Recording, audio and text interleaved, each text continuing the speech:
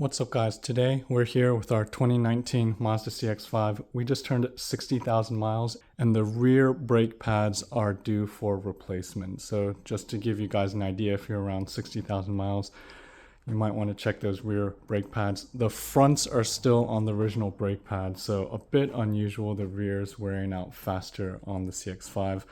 Let me know in the comments if that's consistent with what you guys are experiencing. But in this video, we're going to go step by step into how to replace the rear brake pads on the Mazda CX-5. Just the pads, not the rotors. I'm not a professional mechanic. I've done some work on my cars myself over the past decade or so. I've done brake pads on about 3 different cars. So this is going to be a step-by-step guide, full in-depth, sharing some tips and tricks that I learned just doing this job. This is going to be a relatively easy job. I'm going to say about 2.5 out of 5 on the 4 noobs scale. I do think with these tips you should be able to do this without any previous mechanical experience or working on your car.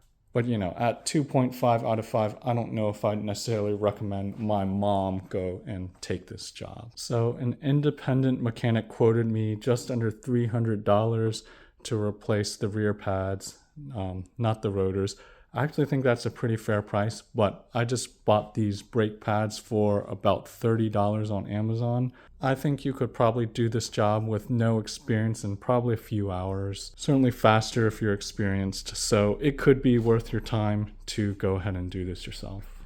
So let's start off with the tools and parts you're going to need. First off, the brake pads. So I've got these Robustos Element 3. They were rated pretty well. I did purchase these myself.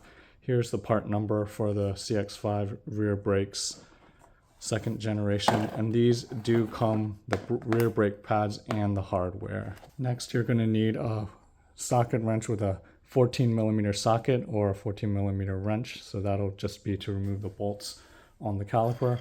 Then to remove the wheels, you're going to need a 21mm socket. Then you're going to need a jack and jack stands. I've got a floor jack, but you could just use the scissors jack that comes on the car. I do recommend for safety using a jack stand as well. So I do consider that required, but everything else now is optional. So you don't need a lot of tools for this job. I do definitely recommend this. This type of tool is going to help you push your brake caliper back in. We'll see how we use this, but this I definitely recommend, and we'll post a link to this tool in the description below. There are ways to do it without a special tool though. Finally, a screwdriver that you probably have around, flathead, that's going to help with taking the brake pad out. A torque wrench for retorquing the wheels. I like to do that. You don't necessarily have to do that. Gloves are definitely helpful. Rag or paper towels, and brake cleaner or some other cleaner, that's optional. And also optional, I have this brake parts lubricant. So the first thing we need to do is put your parking brake in maintenance mode. This is very important to make sure you don't damage your parking brake or other brake components. Okay, so we're going to get in the car and we're going to turn on the ignition without starting the engine. So to do that, we're going to press the start button twice, but we aren't going to hold the brake pedal down. Right here, we're going to see there's no light on. That means we're in normal. Once we turn it off, we're going to see a light here. Now, the special sequence we have to do to turn the electronic parking brake off. We need to push the gas pedal straight to the floor. Make sure the engine's not on. I know this is a little weird. I don't know how to come up with this. Gas pedal to the floor. Parking brake button push down. Now press the start, stop button 3 times.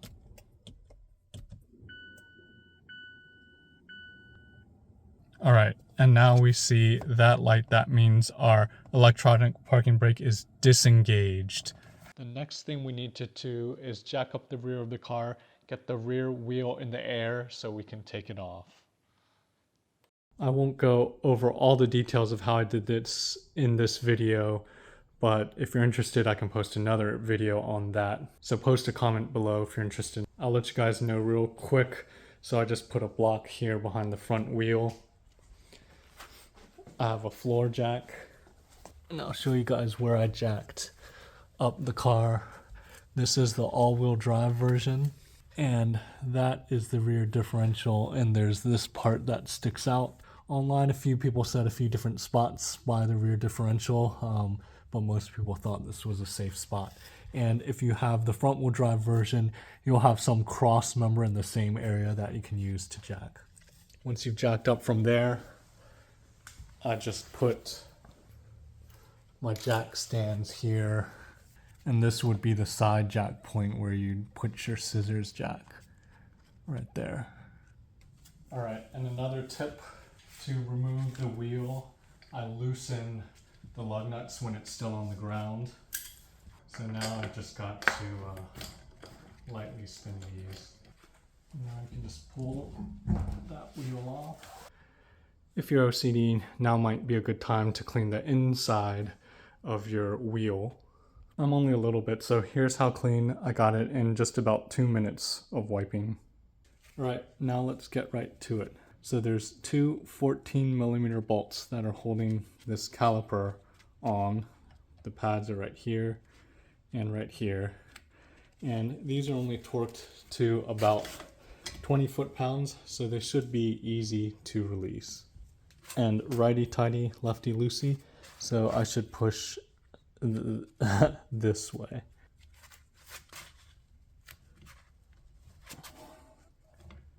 Yeah, so I'm not that strong, but with my socket this long, I need to get a little bit of leverage, but pretty easy to break free.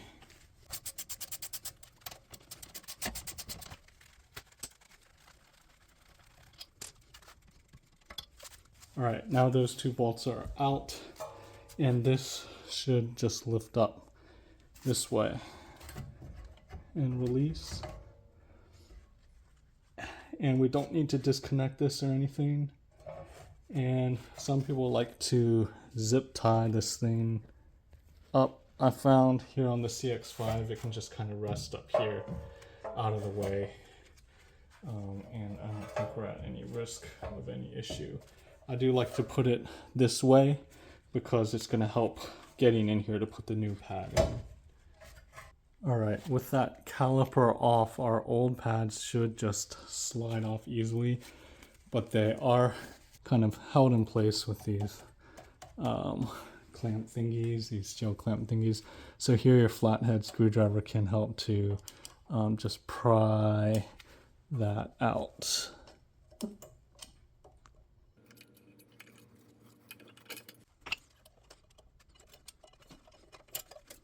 For reference, here's what our pads look like after 60,000 miles on the CX-5. You can see this one's definitely almost gone. This is the outside. Here's the inside. The inside definitely has more meat on it, so not perfectly even wear. The other side was the same way, so curious if everyone's CX-5 is like that. Post a comment below and let me know. Alright, next part is kind of optional, and that's replacing this hardware which helps keep the brake pads in place. My brake pads came with new ones, and I think most ones you buy will come with new ones, so I'm going to go ahead and replace them, even though it seems like it'd be fine to leave them as is. But to get these off, you need to use a little bit of force, but just pull down like that.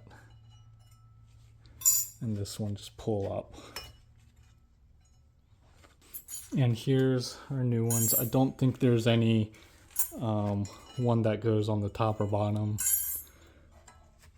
So you just position it there, and I think you have to use a little bit of force to squeeze it in.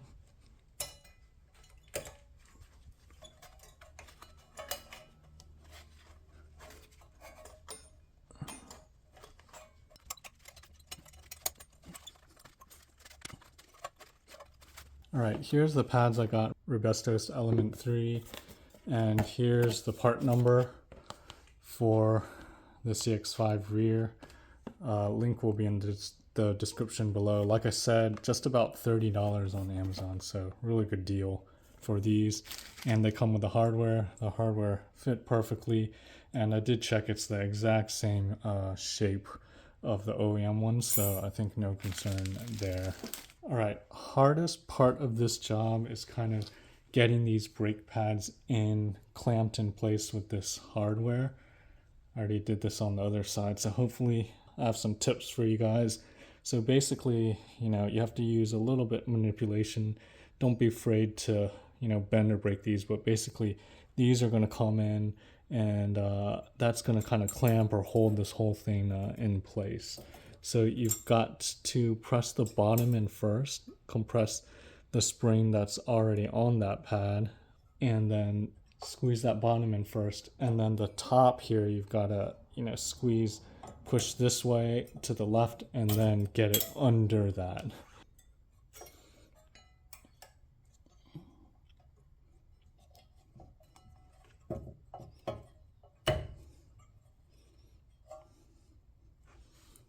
All right, so that's the outside one. The outside one actually was not that bad, and I recommend doing that outside one first. Now the inside one you're not going to be able to see as well, and you're going to be more constrained with your vision and range of motion. So this one's going to be a little trickier. It's the same concept as the outside one. So once you see the outside, you can get a feel for what you have to do in terms of manipulating that in. And actually on the other side, I took the outside out and put it back in again to help me get a feel for exactly what I needed to do on that back side. All right, so over here I'll compress that bottom in. Then I gotta just get that top, but it is hard to see that spot right in there.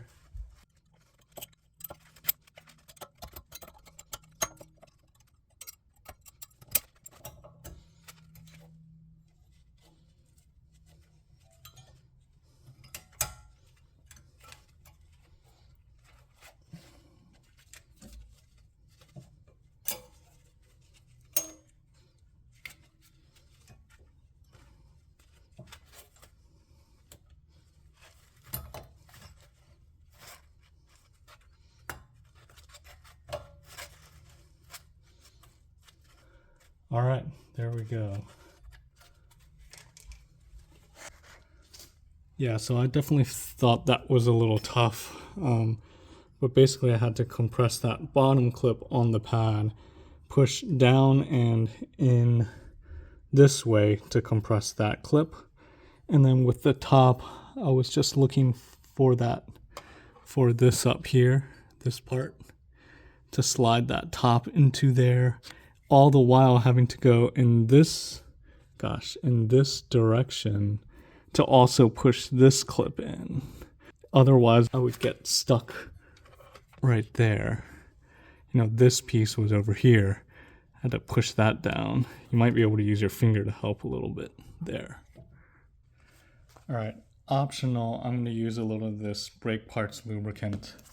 I don't know if I'd even do this if I didn't have this line around.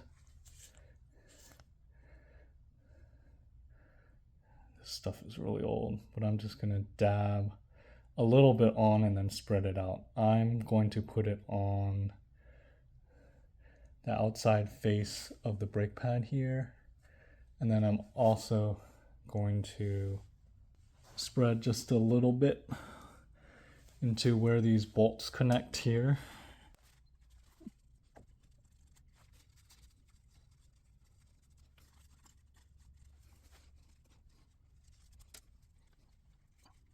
All right, the next part, which could be tricky if you don't have a special tool, and this was very convenient. So I'll put a link to a tool like this, but this basically helps to squeeze your caliper in, because basically the old brake pads were thin, so this caliper came in, but now our new brake pads are thicker, so if we try to slide this back on over these new brake pads, it's not going to fit. But you can kind of see how this tool works. We just spin this, and this end is going to push that caliper back in, just like this. Turn this, and we see that caliper compressing.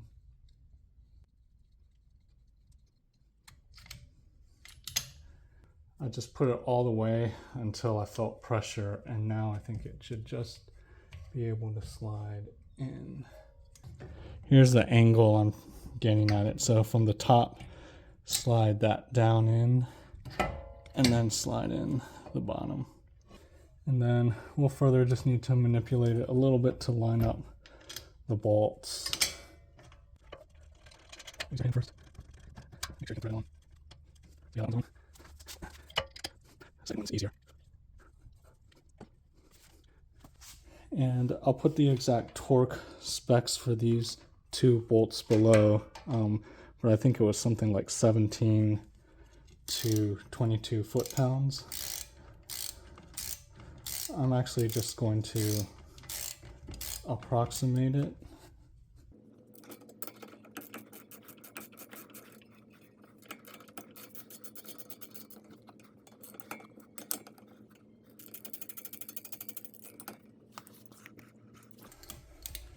So I'm going to approximate it about kind of hand tight, just with one hand. I think that's about how tight we need it.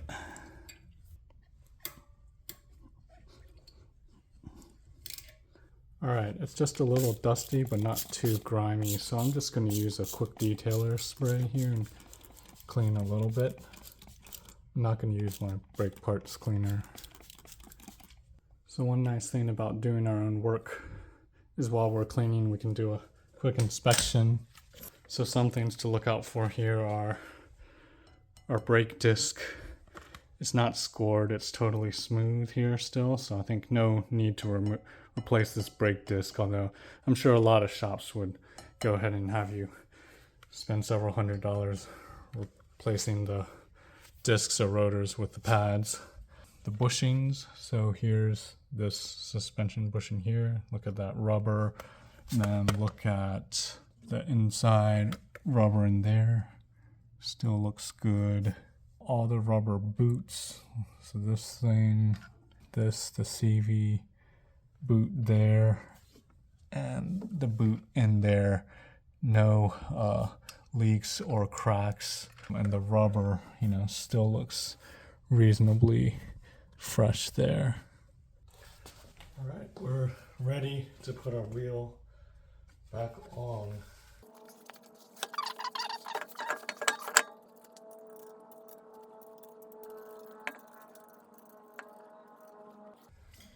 All right, so I go ahead and make sure I get these lug nuts hand tight.